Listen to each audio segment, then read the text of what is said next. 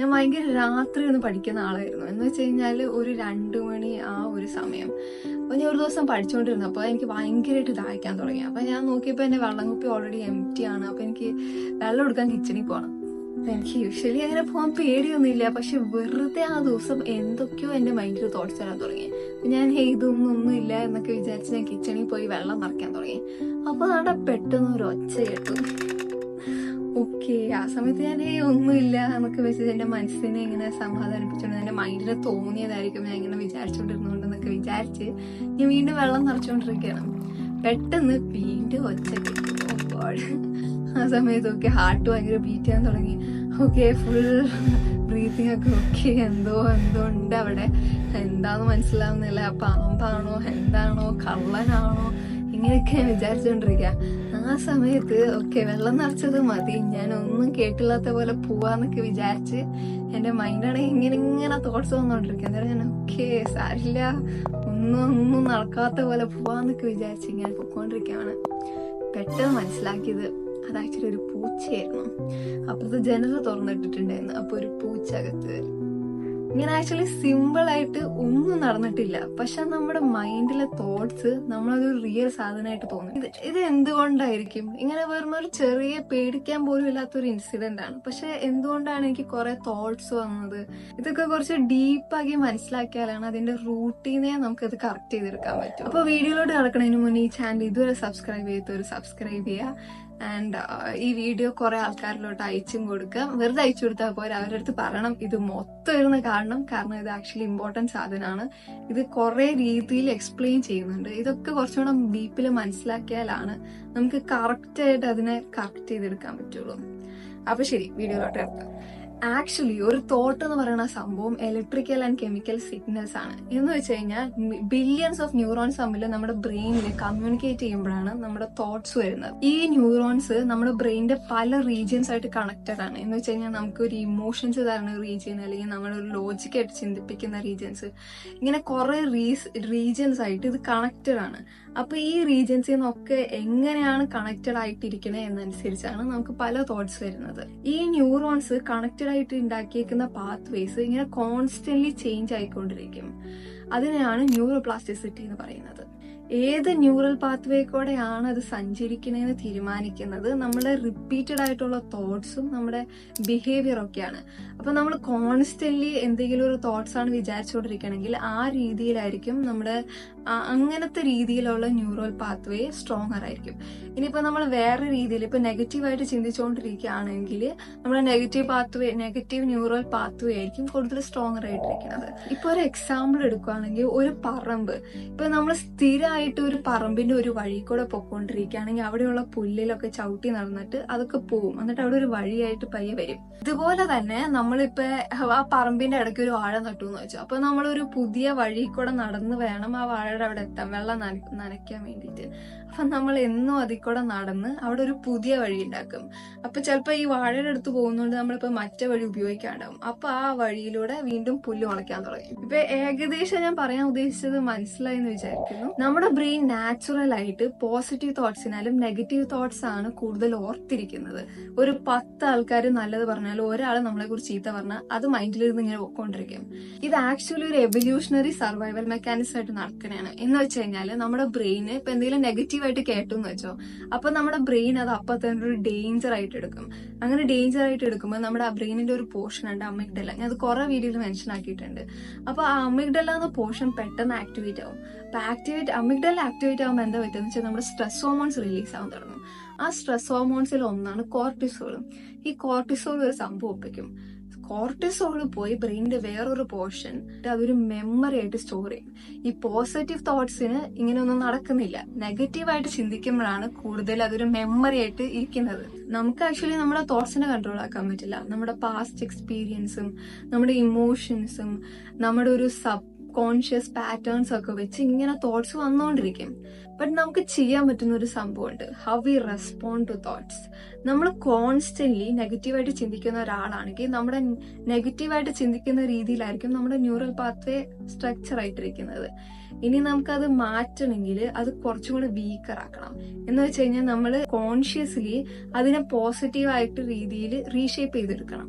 Thinking pattern change ചെയ്യാൻ വേണ്ടിയിട്ട് ഞാൻ 2 മെത്തേഡ്സ് ആണ് പറഞ്ഞുതരാൻ പോകുന്നത്. ഒന്ന് CBT എന്ന് വെച്ച് കഴിഞ്ഞാൽ കോഗ്നിറ്റീവ് ബിഹേവിയർ തെറപ്പി, രണ്ടാമത്തത് ACT എന്ന് വെച്ച് കഴിഞ്ഞാൽ അക്സെപ്റ്റൻസ് ആൻഡ് കമ്മിറ്റ്മെന്റ് തെറപ്പി.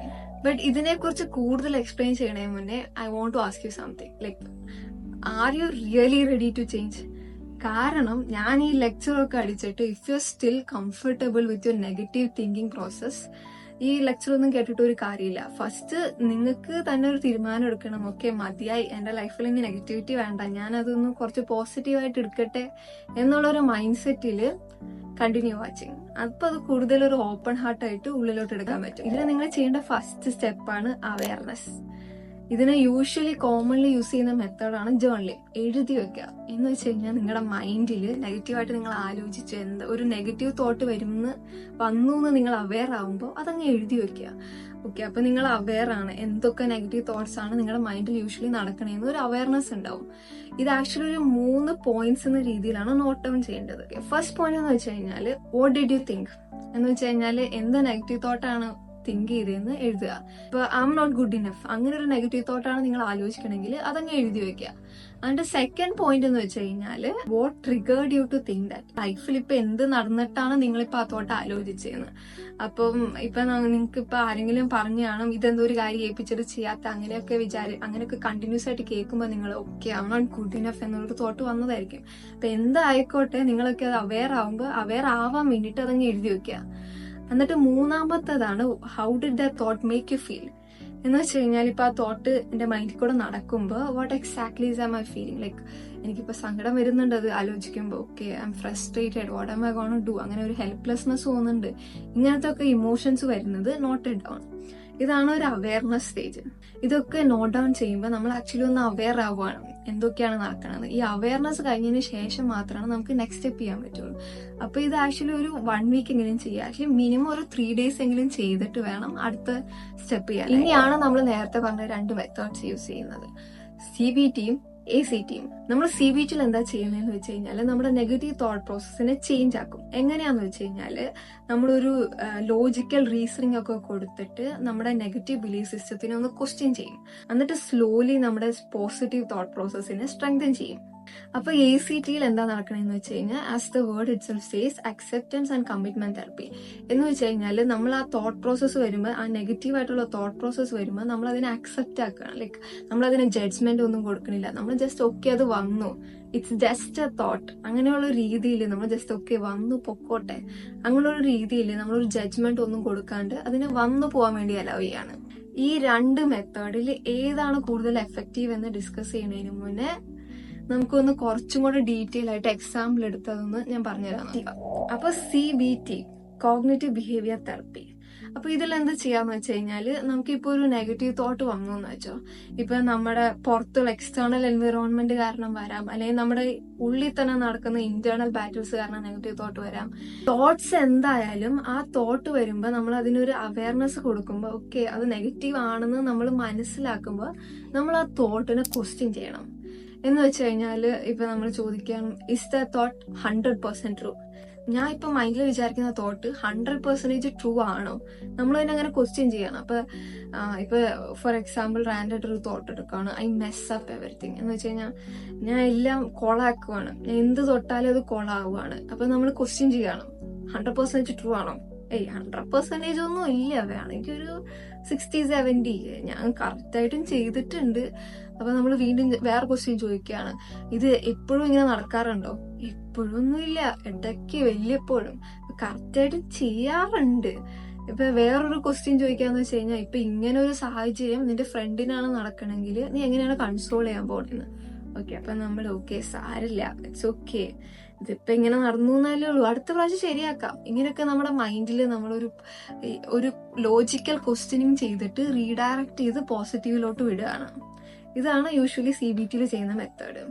ഇങ്ങനെ നിങ്ങൾ നിങ്ങളുടെ ബ്രെയിനെ ട്രെയിൻ ചെയ്യുവാണെങ്കിൽ സ്ലോലി നിങ്ങളുടെ തിങ്കിങ് പ്രോസസ്സേ മാറും. നിങ്ങളൊരു ലോജിക്കൽ തോട്ടിലോട്ട് പോകും, എന്നിട്ട് അതിനെ പോസിറ്റീവായിട്ട് റീഡയറക്ട് ചെയ്യും. അങ്ങനെ നിങ്ങൾക്ക് നെഗറ്റീവ് ആയിട്ട് തിങ്ക് ചെയ്യുന്ന ആ ന്യൂറൽ പാത്തിനെ വീക്കൻ ചെയ്തിട്ട് പോസിറ്റീവായിട്ട് തിങ്ക് ചെയ്യുന്നതിന്റെ ന്യൂറൽ പാത്ത് സ്ട്രോങ്ങർ ആക്കാം. ഇതാണ് CBT നടക്കുന്നത്. അപ്പൊ ACT എന്താ നടക്കണതെന്ന് വെച്ച് കഴിഞ്ഞാൽ നമ്മളൊരു തോട്ട് വരുമ്പോൾ നേരത്തെ പറഞ്ഞ പോലെ അത് വന്ന് അതിനൊരു ജഡ്ജ്മെന്റോ അറ്റാച്ച്മെന്റോ ഒന്നും ഇല്ലാണ്ട് അത് വന്നു പോകാൻ വേണ്ടി അലൗ ചെയ്യാണ്. ഇതിൽ യൂസ് ചെയ്യുന്ന ടെക്നിക്കിന് കോഗ്നേറ്റീവ് ഡിഫ്യൂഷൻ എന്ന് പറയും. ഇവിടെ നമ്മളൊരു ഇമോഷണൽ അറ്റാച്ച്മെന്റ് ഇല്ലാണ്ട് ഒരു ജഡ്ജ്മെന്റ് ഒന്നും ഇല്ലാണ്ട് okay it's just a thought എന്ന് പറഞ്ഞിട്ട് അതിന് വിടുവാണ്. അപ്പൊ നമ്മൾ നേരത്തെ CBT എക്സ്പ്ലെയിൻ ചെയ്ത സെയിം എക്സാമ്പിൾ ഇവിടെ എടുക്കുവാണ്. I mess up everything. അപ്പൊ ഇത് ACT വരുമ്പോൾ നമ്മൾ okay I mess up everything എന്ന് നമ്മുടെ ബ്രെയിൻ ഇങ്ങനെ പറഞ്ഞുകൊണ്ടിരിക്കുമ്പോൾ നമ്മൾ അതിന് വീണ്ടും വളർത്താണ്ട് നമ്മളൊരു റിയലൈസേഷൻ കൊടുക്കുവാണ്. അതായത് ജസ്റ്റ് ഒരു തോട്ടാണ് ഐ മെസ് അപ്പ് എവറിത്തിങ്. അതിനൊരു ജഡ്ജ്മെന്റ് ഒന്നും നമ്മൾ കൊടുക്കുന്നില്ല, നമ്മൾ ജസ്റ്റ് ഒന്ന് അവയർനെസ് കൊടുക്കുകയാണ്. ജസ്റ്റ് ഒരു തോട്ടാണ്, പേടിക്കേണ്ട ആവശ്യമൊന്നുമില്ല, ജസ്റ്റ് ഒരു തോട്ടാണ്. ഇതിനെ ഹെൽപ്പ് ചെയ്യാൻ വേണ്ടി വേറൊരു മെത്തേഡ് ഉണ്ട്, ACT യൂസ് ചെയ്യുന്നതാണ്. അതെന്താന്ന് വെച്ച് കഴിഞ്ഞാൽ നമ്മൾ വേണമെങ്കിൽ ഈ പറഞ്ഞ സാധനം ഒരു കോമഡി രീതിയിൽ വീണ്ടും പറയാം. ലൈക്ക് എന്ന് വെച്ച് കഴിഞ്ഞാൽ ഒരു ഫണ്ണി രീതിയിൽ like I mess up everything. അയ്യേ seriously your brain is giving you thoughts that you messing up everything. Seriously എന്താ ബ്രെയിൻ ഇങ്ങനെ? അങ്ങനെയൊക്കെയുള്ള രീതിയിൽ നമ്മളൊരു തമാശ രീതിയിൽ ഇങ്ങനെ പറയുമ്പോൾ നമ്മുടെ ബ്രെയിൻ തന്നെ നമ്മളെ ഓക്കെ ഇതൊരു ഡേഞ്ചർ ആയിട്ടുള്ള സംഭവമൊന്നുമില്ല, അങ്ങനെ ഒരു റിയലൈസേഷൻ അവിടെ കൊടുക്കുകയാണ്. അങ്ങനെ നമ്മുടെ ബ്രെയിൻ റിയലൈസ് ചെയ്യണം ഓക്കെ ഇത് ജസ്റ്റ് ഒരു തോട്ടാണ്, സീരിയസ് ആയിട്ട് എടുക്കേണ്ട പ്രശ്നമൊന്നുമില്ല. അങ്ങനെ നമ്മൾ പയ്യെ റിയലൈസേഷൻ കൊടുത്ത് അത് പിന്നെ ഒരു ഹാബിറ്റ് ആക്കിയിട്ട് നമ്മുടെ ബ്രെയിൻ ഓക്കെ ജസ്റ്റ് തോട്ടാന്നുള്ള രീതിയിൽ അങ്ങനെ അത് വിട്ടുകളയാൻ പഠിക്കും. ഈ രണ്ട് മെത്തേഡിലും ഏതാ എഫക്റ്റീവ് എന്ന് ചോദിച്ചു കഴിഞ്ഞാൽ it actually depends on you and the type of thoughts which you get. But actually ഇത് രണ്ടും കൂടെ കമ്പൈൻ ചെയ്ത് യൂസ് ചെയ്യുന്നതാണ് കൂടുതൽ എഫക്റ്റീവ്. ഇപ്പൊ ഈ മെത്തേഡൊക്കെ യൂസ് ചെയ്തു എന്നിട്ടും if you still feel like you stuck in the negative thought process, I would really genuinely suggest you to go to a therapist. ഇത് ആക്ച്വലി ഭയങ്കര ഇമ്പോർട്ടൻ്റ് ആയിട്ടുള്ള കാര്യമാണ്. ഇപ്പൊ നിങ്ങൾ ഈ നെഗറ്റീവ് തോട്ട് പ്രോസസ്സിൽ കംഫർട്ടബിൾ ആയിട്ടിരിക്കുന്ന ഒരാളാണെങ്കിൽ സ്ലോലി ട്രൈ ടു ചേഞ്ച്. നമ്മൾ എന്തിനാണ് ടോക്സിസിറ്റിന് ഗ്രോ ചെയ്യാൻ അലൗ ചെയ്യുന്നത്? നിങ്ങളുടെ നെക്സ്റ്റ് ജനറേഷനെങ്കിലും നല്ല രീതി പോട്ടെ. അപ്പോൾ ആസ് യൂഷ്വൽ ഇത് കൂടുതൽ ആൾക്കാരിൽ എത്തുകയാണെങ്കിൽ കുറെ ആൾക്കാരെ ഹെൽപ്പ് ചെയ്യും. അങ്ങനെ നമുക്കൊരു പോസിറ്റീവ് ആയിട്ടുള്ള ഒരു സൊസൈറ്റീനെ നമുക്ക് ഉണ്ടാക്കാൻ പറ്റും. വേറൊരു കാര്യം, ഇത് ഷെയർ ചെയ്ത് വേറെ ആൾക്ക് കൊടുക്കുന്നതിന് മുന്നേ ഒന്ന് സെൽഫായിട്ട് ഒന്ന് ഇൻട്രോസ്പെക്ട് ചെയ്തിട്ട് are you someone who thinks negative, സ്വന്തമായിട്ടും കൂടെ ചേഞ്ച് ആയിട്ടും കൂടെ വേണം വേറെ ആൾക്ക് സെൻഡ് ചെയ്ത് കൊടുക്കാൻ. അപ്പൊ ശരി, ഈ ചാനൽ ഇതുവരെ സബ്സ്ക്രൈബ് ചെയ്യാത്തവർ സബ്സ്ക്രൈബ് ചെയ്യാം ആൻഡ് ലൈക്ക് ദ വീഡിയോ. അപ്പൊ ശരി, താങ്ക് യു.